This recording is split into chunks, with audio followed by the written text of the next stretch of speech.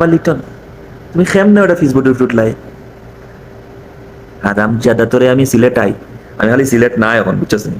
আমি সিলেট আই তোরে দইরা তোরে ট্যাং গাছর আঘাত তুলবো, তুললা তোরে বাইন দিয়া তোরে মাথা নিচে দিয়ে দিয়া দূরে তো গীতা উসফলওয়ান হয়ে গেছস মানে উসফলওয়ান সুট টাইম তোর উসফলওয়ান সিলেটের মান সম্মান খাই রে আর বাঘের মতো চিল্লাই রে ভাই বুঝবে